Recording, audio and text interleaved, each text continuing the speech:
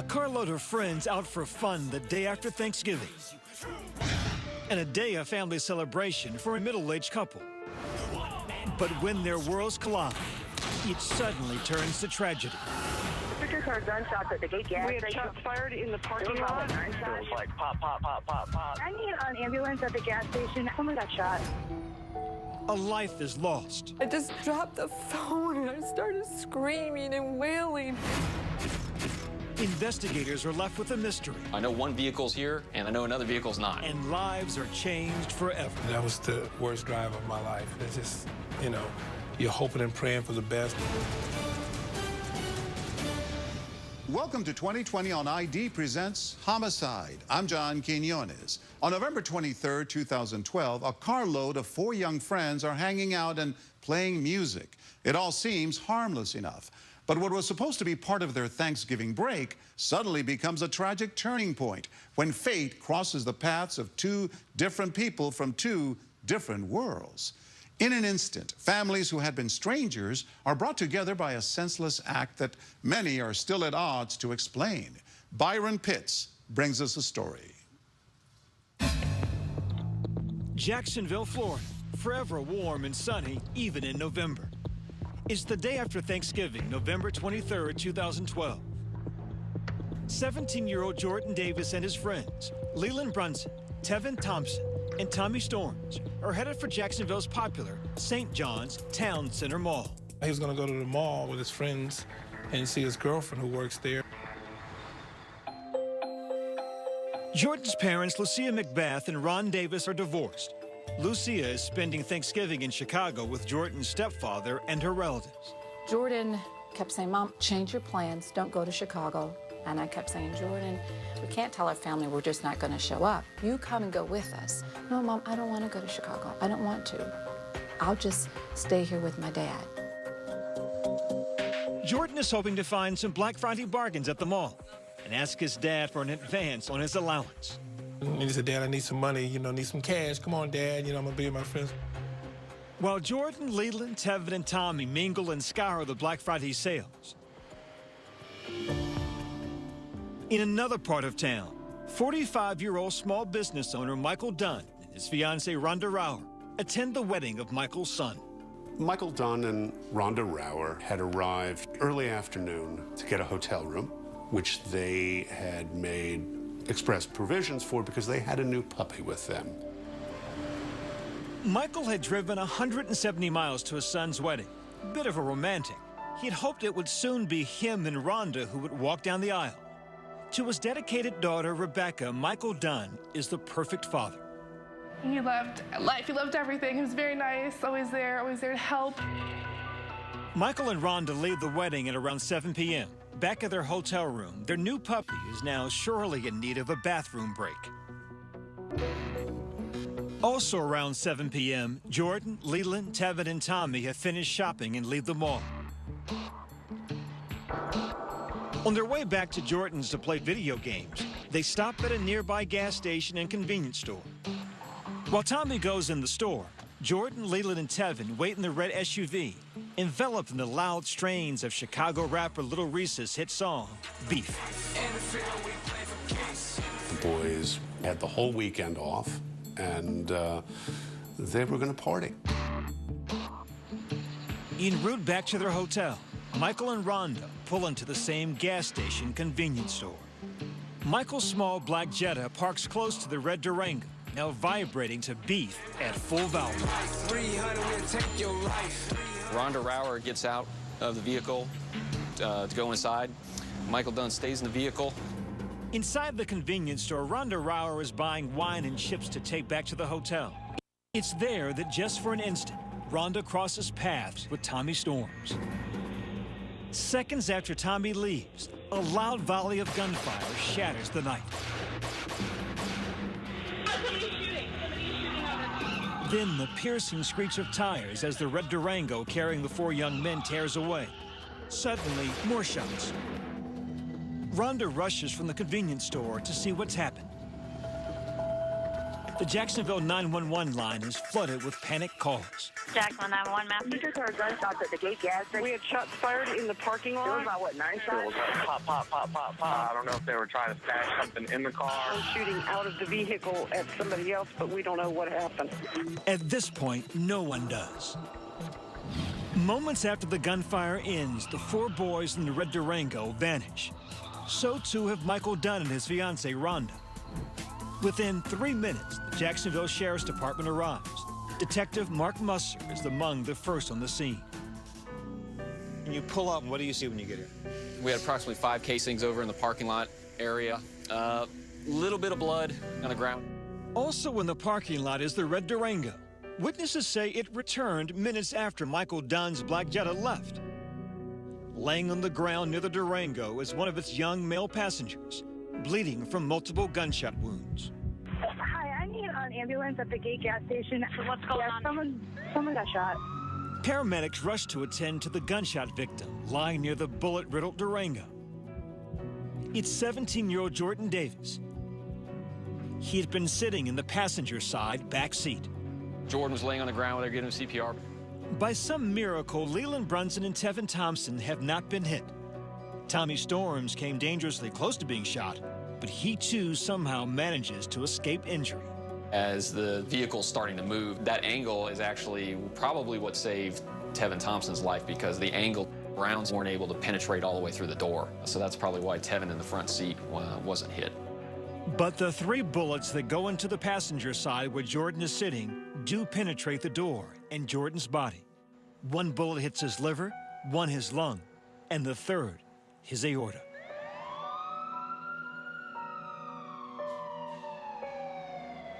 Jordan's father, Ron, rushes to the hospital to be with his injured son. That was the worst drive of my life. It's just, you know, you're hoping and praying for the best, that he just had maybe a flesh wound or something like that. You're just hoping for anything. But what he hears is far from what he had hoped. All I remember hearing the doctor say is, "Mr. Davis, I'm so sorry we were unable to revive." And he said a whole lot of stuff after that, but that's all I heard. Then the phone call no parent should ever have to receive or make. Ron tells his ex-wife, Lucia Macbeth, Jordan's mother. It was about 10:45, and I saw my phone light up, and I saw Ron on the phone, and I picked up the phone, and he said, "Where are you?" And I said, "I'm standing here in the bedroom. Why?" At that moment, I was like, "Where's Jordan? You tell me right now. Where's Jordan? What's wrong with Jordan?"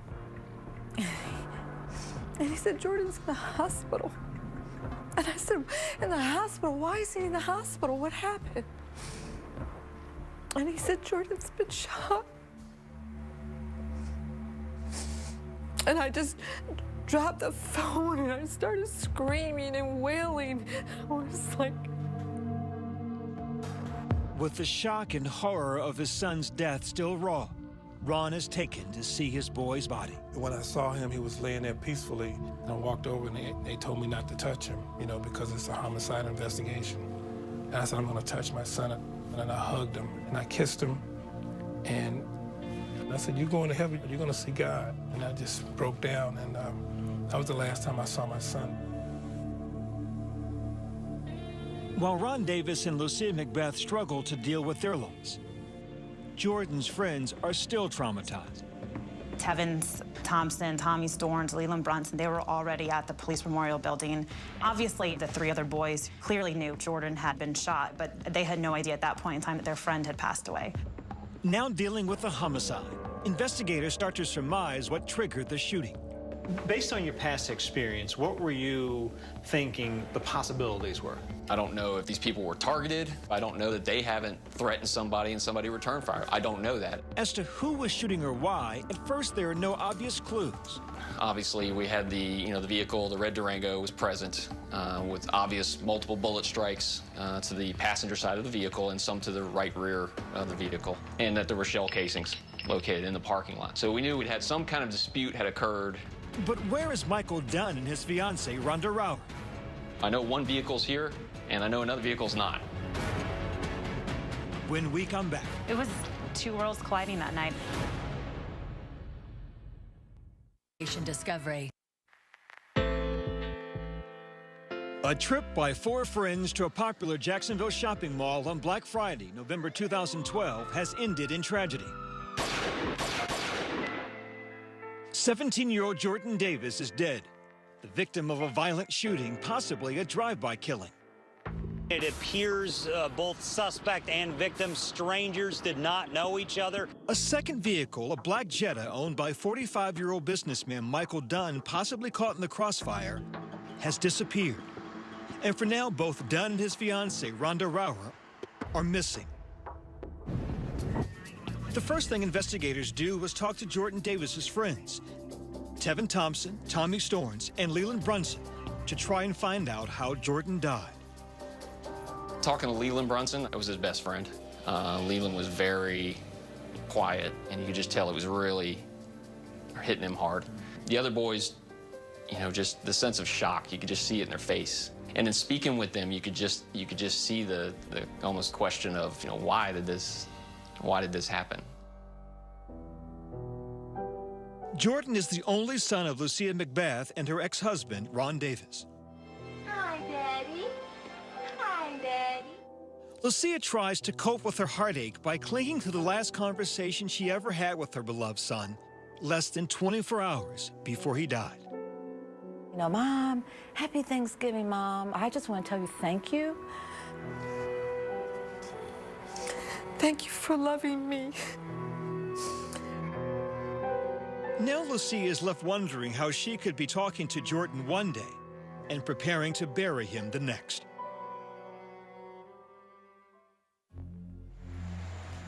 Basically, the boys are parked here. They pull in. Tommy Storns gets out to go inside the store, leaves the other three boys in the car.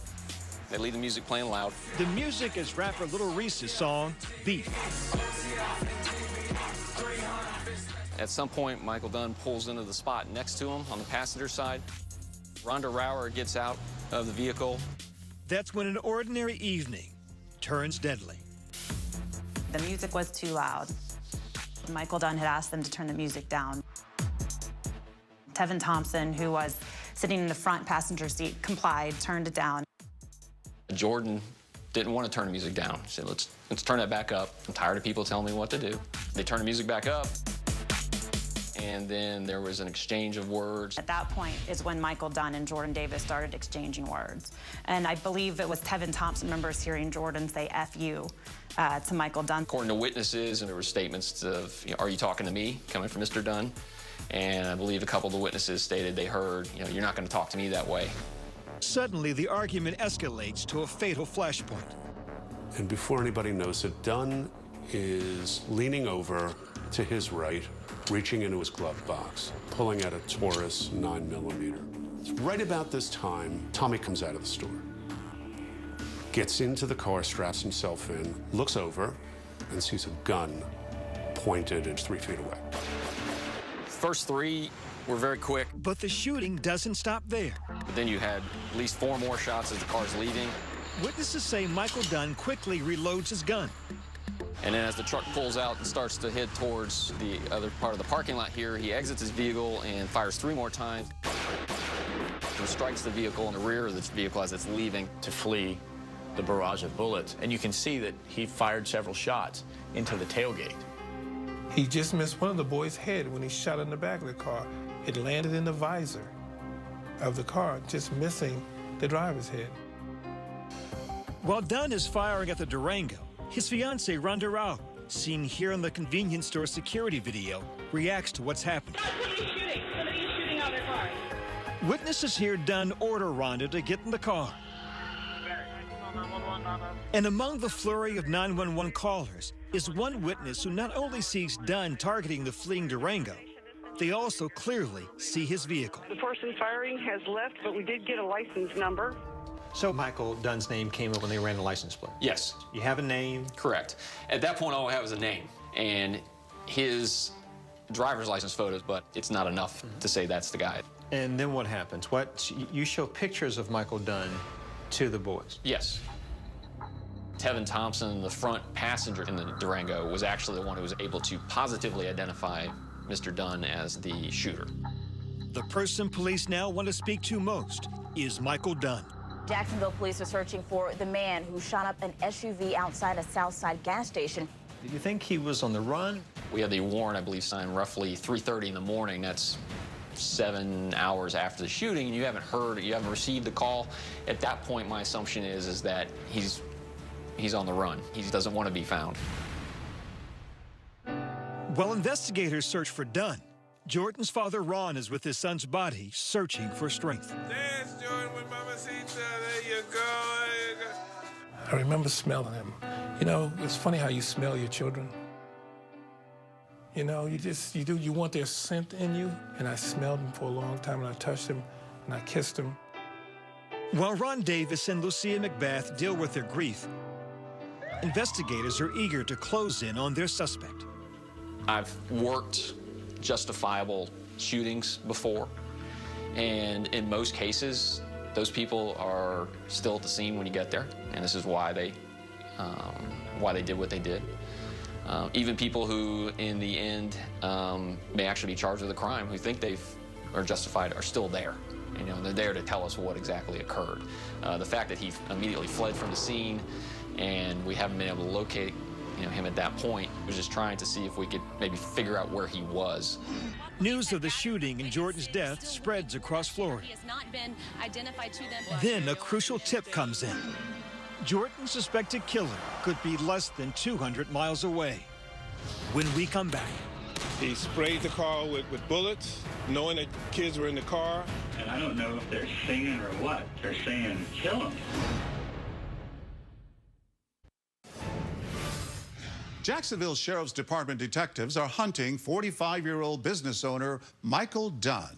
Witnesses claim he opened fire on an SUV, killing 17-year-old Jordan Davis.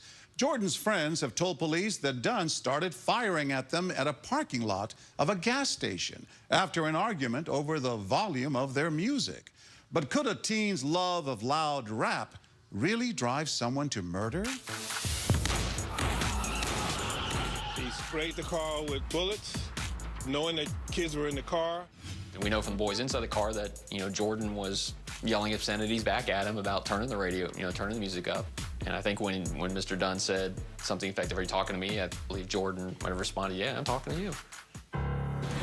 Michael Dunn and his fiancée, Rhonda Rauer, leave the parking lot immediately after the shooting, not waiting for the police or the ambulance rushing to save Jordan Davis. Jordan's family and friends are left grappling with this senseless shooting. I understand why Jordan argued. I don't agree with him having argued, because there's a matter of respect. But Jordan was always protecting his friends. So in my mind, I believe that Jordan was saying, we don't have to turn our music down because we're not bothering you. We're not doing anything. Let us be. But you didn't deserve to die for it. Didn't deserve to die. Tell me about your boy. He was not a perfect child by any means, but he was a good young man. Always the life of the party. People would say, when Jordan walks in the room lights up. He was humorous. He was very sensitive, very intuitive. Mama's boy, daddy's boy? Hi, Daddy. He started out mama's boy, but ended up daddy's boy. He was just positive and energetic and goofy. He always had a joke. He always had jokes. Jordan is the face of America just as any other child is. He just doesn't happen to be white America. Was Michael Dunn biased? Is that why he pulled the trigger? If he doesn't have any interaction with African Americans, and so when you don't have any, you just go by what you read, or you go by what you see on television, people of color in handcuffs, people doing the wrong thing. You have this fear built up. Then immediately when you heard the loud music, they're going to become thugs and gangsters. Dunn's daughter, Rebecca, rejects any suggestion her father is a racist. Well, besides not being racist, evil, or anything like that, he's pretty much the opposite. He's very passionate and very intelligent, and he just wants to share all of his knowledge with me. But in late 2012, Dunn's life leading up to the shooting may not be quite what his daughter imagined. An amateur pilot, Dunn is forced to sell his second-hand plane because he can no longer afford to repair it. And despite going to his son's wedding, the two had been estranged for the previous 5 years. Immediately after opening fire on Jordan Davis and his friends, Michael Dunn leaves the gas station parking lot with his fiancée, Rhonda Rauer. There was no attempt to contact the police and explain his side. They drove back to the hotel, had pizza, drank a bottle of wine, and went to sleep. The next morning, Dunn and Rhonda steal away from Jacksonville. Instead of reporting the shooting to police, they drive to Dunn's rented beachside apartment. He lived in Satellite Beach near Melbourne, Florida. It's in Brevard County. It's about a 2.5 hour drive south of Jacksonville. Almost 24 hours after the shooting, one of Dunn's neighbors contacts the local police, where it quickly reaches Detective Musser, who calls Dunn. Well, the first question I asked him was, "Are you still in Jacksonville?" And he said, "No, we'd just gotten home a few minutes ago." And he says something to the extent of, I know what this is about, and, but I acted in self-defense. Unsure whether Dunn is still armed and dangerous, Detective Musser encourages him to surrender to the nearby Brevard County Sheriff's Office. I knew there was a warrant out, and my thought process at that point is, I don't want to get him so amped up that it puts them in danger. As soon as he hangs up from the call with Dunn, Detective Musser drives more than 170 miles to Brevard County to interview him personally. Obviously, just kind of want to talk to you about what occurred last night up in Jacksonville. We were on our way back to the hotel when we stopped at that store. Okay. Dunn tells them he stays in the driver's seat while Rhonda goes into the gas station convenience store to buy wine and chips to take back to their room. She's in the store, and there's like a SUV next to us, and then the music starts. And I rolled down my window, and I thought I was polite. I asked them nicely, I didn't demand, I didn't, or else I said, "Hey, would you guys mind turning that down?" And they shut it off. I was like, "Thank you." Cordial. Everything's cordial. I put my window back up, and the guy that was in the back is getting really agitated. And my window's up. I can't hear everything he's saying, but, there's a lot of him and that and that. And then the music comes back on, and, I'm just like, don't need any trouble. And I don't know if they're singing or what, but it's like, they're saying, "Kill him." So I put my window down again, and I said, "Excuse me, are you talking about me?" And it was like, "Kill that." And I'm still not reacting, but then this guy goes down on the ground and comes up with something. I thought it was a shotgun, and he goes, "You're dead," and he opens his door. Dunn claims it's at this stage he's convinced he's about to be shot and needs to defend himself. That's when I reached in my glove box, unholstered my pistol. I'm an avid, gun guy and all that. And so quicker than a flash, I had a round chambered in it, and I shot. Do you remember how many times you shot? I shot 4 times, and that SUV pulled out, and like I said, in my mind, they got a gun. I was still scared, and so I shot 4 more times. As they were fleeing? Yeah, I still didn't feel safe. I thought, there was another car. I didn't know. I mean, I'm in a strange town, in a strange area. I just had my life threatened. The love of my life is in the store, and she doesn't know what's going on. She come outside to see what was up, and I was just like, "Get in the car, we have to go." But when investigators interviewed Dunn's fiancée, Rhonda Rauer, her version of how the shooting played out is crucially different to his. I thought what happened was wrong. This man admitted When to we pulling the come trigger. back. Michael Dunn is behind bars on murder and attempted murder charges. There are people holding up signs, chanting. People camped out basically in front of the courthouse.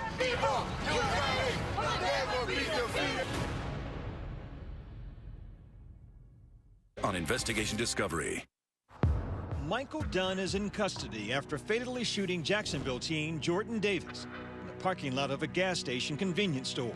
The 17-year-old was with friends in an SUV parked next to Dunn, listening to loud music when he opened fire. shooting at the SUV even as it speeds away. Did the boys explain why they stopped here? Because we're a couple hundred feet away from the store. Why stop here? They were getting away from the bullets. They thought they were in, safety, and then it was all hands on deck to figure out Jordan.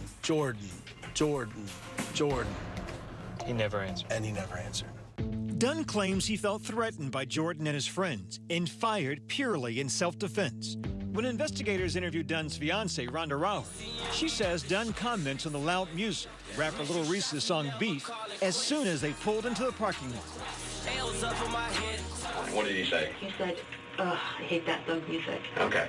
And he's expressed that concern in the past. Yes. It annoys him to hear that music.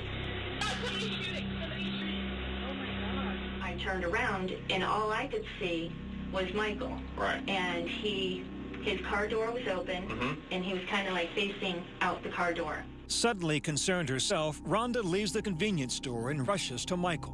Where was the gun when you were in the car? As I was getting into the car, he was putting it in the glove box.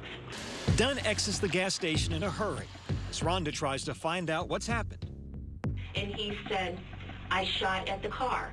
And I said, "What car?" And he said, "The one with the music." And I said, "Why?" And he said, "Because they threatened to kill me." And I'm like, I don't understand, Michael. And he just said that he asked them nicely to turn down their music. One of them in the car turned it down. Then somebody in the car said, "We don't have to turn our music down for that," or, He said, "I feared for my life," is what he said first. And he said, "They threatened to kill me." Okay. Then I asked him, "Did you hurt anyone?" And he said, "No, I just shot at the car." Rhonda says back in their hotel room, Dunn takes their puppy for a walk. And I'm expecting any time a police officer. Knock on the door? Yeah. As I thought, what happened was wrong. All right. And if the police officer saw this, he's going to be here, and I've got to prepare myself for this. Any conversation in the room at that point? Or is it just kind of silent tension? Yeah, silence. Did you all eat dinner? I had a pizza. Okay. Rhonda and Dunn finish their pizza and go to sleep. In the morning, Rhonda sees the shooting on TV. Breaking news. Local gas station. Multiple shots Over loud music. killing 17-year-old Jordan Davis. All I hear are shooting, convenience store, loud music, and I said, "Mike.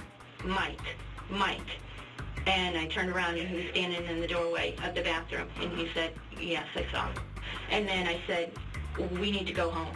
Because right now I'm thinking, okay, I'm going to be arrested too. Okay. Because I left the scene of a crime. Right. The following day, November 24th, 2012, Rhonda is not arrested, but Michael Dunn is placed in custody at the Brevard County Sheriff's Department. A few days later, Dunn is transported back to Jacksonville, charged with 3 counts of attempted murder and the first-degree murder of Jordan Davis. Why first-degree murder? He didn't go to the gas station with intentions of harming anyone. No, he did not. And that's why you have to really look into the definition of first-degree murder and what premeditation is. Reaching for a gun, putting a round in the chamber, turning back around, and firing 10 times. That only speaks to one thing, an intent to kill, and that's first-degree murder. Michael Dunn pleads not guilty to the charges. While he sits in jail waiting to go on trial, a similar case involving the shooting of a Florida teenager 8 months prior to Jordan's murder is back in the headlines and gathering emotional momentum. Trayvon Martin, an unarmed black teenager, was shot down by a white neighborhood watchman who claimed self-defense. And it's caused a public outcry that spread like wildfire. Nationwide protest! Nationwide protest! George Zimmerman, the man who shot Trayvon Martin, claimed he did so in self-defense because he feared for his life. Michael Dunn mirrors Zimmerman's self-defense claim, and by December 2012, for many, the deaths of Trayvon Martin and Jordan Davis have become synonymous. And America's old and bitter debate over race and justice has a new flashpoint. After 2 years of waiting, Michael Dunn's trial finally begins in February 2014. Soft-spoken and polite, Leland and Tevin admit to the court Jordan did yell at Michael Dunn. Do you recall anything that Jordan Davis said to the defendant? Yes, sir. What was that? F you. But they couldn't hear Dunn. You said you saw his mouth move. Could you hear what he was saying? No, sir. Could you hear what the driver was saying to Jordan Davis? No. Could you hear what Jordan Davis was saying to the driver? No. Mr. Smith, if you'll come forward for me right now. However, one prosecution witness at the gas station convenience store the night of the shooting did. I heard someone yell, or someone say something very loud. And what did you hear that person say? You're not going to talk to me that way. As Assistant State Attorney John Guy explains, Smith's testimony is crucial. Why were his comments so important? Because he heard Michael Dunn yell out, "You're not going to talk to me that way." And that was immediately followed by the gunshots, which was completely contrary to what Mr. Dunn had claimed. When Dunn gets his turn on the stand, he tells the court the reason no one could hear him is because the music coming from the SUV is not just loud, it's downright deafening. Body panels of the SUV were rattling. My rear view mirror was shaking. Ridiculously loud music. Dunn tells the court he politely asked the young men in the SUV to turn their music down, which at first they did, and so he thanks them. But then Jordan, sitting in the back passenger seat, becomes agitated. Now it got ugly. I hear, "I should kill that mother," and I'm flabbergasted. I must not be hearing this right. And I asked him, "Are you talking about me?" And he I didn't know what it was at first, but when he says, "Yeah, I'm gonna kill you," Dunn testifies someone in the SUV has a gun. I look, and I'm looking at a barrel. And it's aimed right at him. Jordan Davis threatened Michael Dunn. "You're dead." This is going down now. With a shotgun barrel sticking out of the window. And I said, "You're not gonna kill me, you son of a," and I shot. His biggest concern, Dunn tells the court, is for the safety of the woman he calls the love of his life, his fiancée, Rhonda Rauer. I know she's heard the shots. I know Rhonda. It wasn't just my life I was worried about, no. Under cross-examination by Assistant State Attorney John Guy, Dunn says he told Rhonda about the gun after they leave the scene of the crime. And when she got into that car, she asked you what happened, right? Yes, sir. You guys were together for 3 miles and she was hysterical? Crying, yes. You did not tell her during that 3 miles anyone pointed any weapon at you, did you? I think I did. I think I was very clear that they threatened my life. A gun. Use the word gun with Rhonda Rauer. Yes, I did. When? I told her on the way to the hotel. I told her several times at the hotel. I told her several times on the way home that this was self-defense. That wasn't my question. Okay, tell the jury how many times you told her at that point, "Don't worry, honey, they had a gun." I didn't say that. Mr. Dunn, the truth is, you never told the love of your life that those boys had a gun. You weren't there. Did you? You did tell her then? I said you were not there. Without a weapon, Dunn's self-defense claim falls flat. According to Detective Musser, investigators found no weapons in the SUV the night of the shooting, nor anywhere near the gas station parking lot. My partners actually went out and checked the area where the boys were, see if there's any, evidence of anything, check the dumpsters, even photograph the roof, so they can't say they threw the gun on the roof. But when Detective Musser takes the witness stand, Dunn's lawyer grills him on that search and accuses him of a shoddy investigation. There's multiple dumpsters because not only do you have Gate, you also have the restaurant right there. Isn't that true? That is correct. Well, tell me when they were searched. On, I believe, Tuesday the 27th. So you're saying those dumpsters were searched 4 days after the shooting, is that correct? That is correct. Why wait 4 days to cover as much ground as you did? We hear about the gun that following day. We had nothing that indicated there was a gun to go look for. There you go. Just relax. It's okay. But in a shocking surprise, it's Rhonda Rauer's testimony that stuns everyone. Most of all, Michael Dunn. Everybody was just glued to their chairs. When we come back. Did the defendant ever tell you he saw a gun in that red SUV? Did the defendant ever tell you that he saw a weapon of any kind in that SUV? And Dunn shares his true feeling. So I was in a room with 3 black guys. So being in a room by myself kind of sucks, but I guess it'd be better than being in a room with them animals. Michael Dunn sits in court charged with the first-degree murder of 17-year-old Jordan Davis. and the attempted murder of his 3 friends. Dunn's testimony is that he fired at the SUV Jordan and his friends were in because he feared for both his life and that of his fiancée, Rhonda Rauer. It wasn't just my life I was worried about, no. But in a stunning twist, it's his fiancée's testimony The whole truth and nothing but the truth, so help you God. that is about to see Dunn branded a liar. Did the defendant ever tell you he saw a gun in that red SUV? No. There was no mention of a shotgun. No. There was no mention of a barrel. No. Back in the hotel room, Miss Rauer, that same night, did the defendant ever tell you that he saw the boys with a firearm? No. Did the defendant ever tell you that he saw a weapon of any kind in that SUV? No. It was a big turning point. People started to think that this was huge on the prosecution's side. Single-handedly destroying the testimony of the man she loves devastates Rhonda. She was obviously distressed. I mean, she was so nervous. She was shaking. Rhonda isn't the only one sobbing during the trial. Jordan's heartbroken parents, Lucia McBath and Ron Davis, are also reduced to tears more than once, especially on hearing the brutal details of how their only son died. What was the cause of Jordan Davis's death? Multiple gunshot wounds. How many separate gunshot wounds did you find to Jordan Davis's body? 3 gunshot wounds. The prosecution disputes Dunn's testimony that Jordan was getting out of the SUV to attack him. If Jordan Davis were standing up outside the car, the shooter would literally have to be lying on the ground shooting up between his legs. Is that correct? Well, I would say, yeah, at that same angle. The only way to account for the bullet paths through Jordan Davis's body is that Jordan Davis was seated in the car, leaning over to his left, away from Michael Dunn. No chance he was opening the door? No.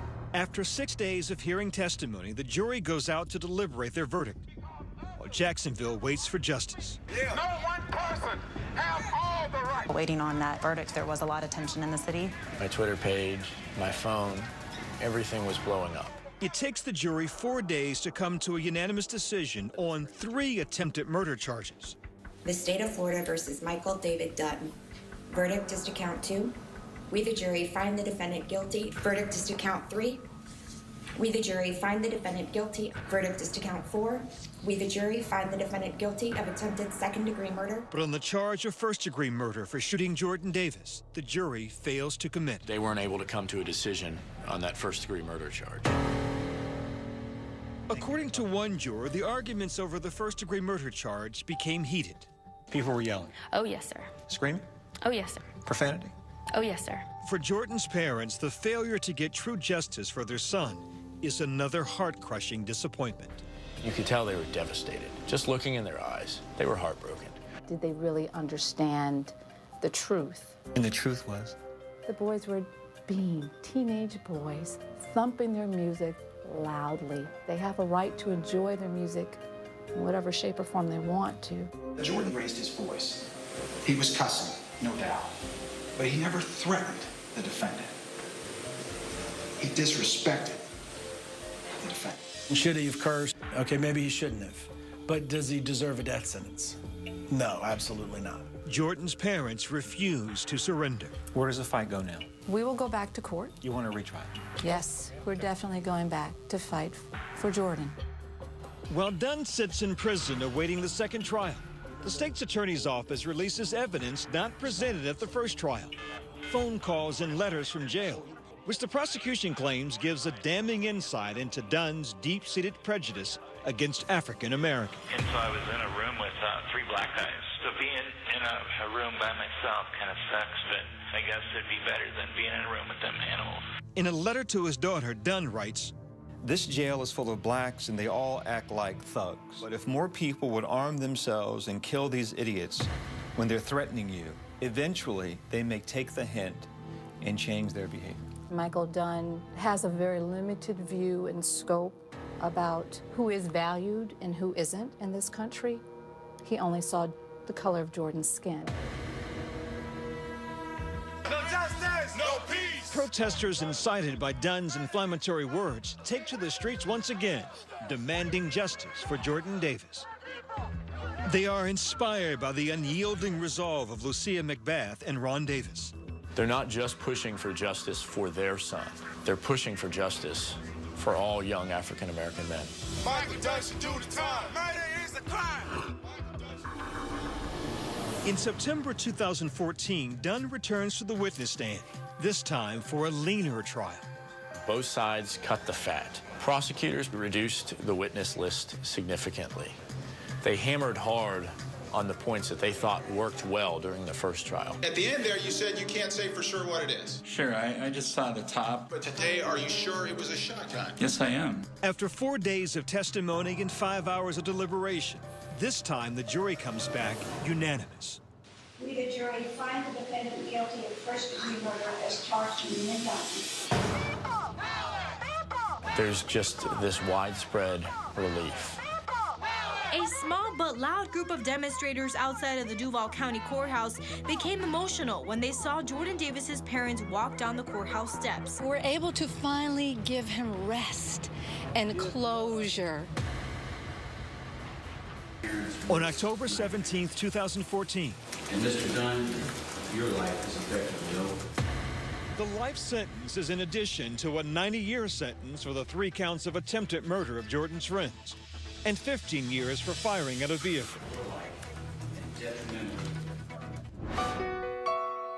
The tragic end of Jordan Davis's young life has marked the beginning of a new one for his parents, Ron Davis and Lucia McBath, as outspoken activists. This that has happened is way beyond us. Lucy refuses to just let this be a chance encounter. I have to forgive, never forget, but continue to walk out the legacy for Jordan. Hey, what you doing? Where you going there? You going somewhere, kid?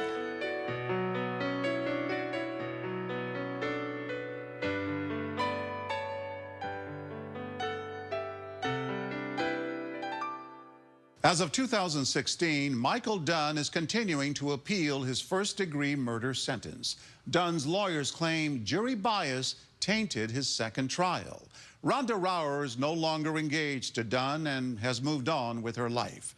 Jordan Davis's parents continue to work together, campaigning for justice for all young men of color, and have established the Jordan Davis Foundation.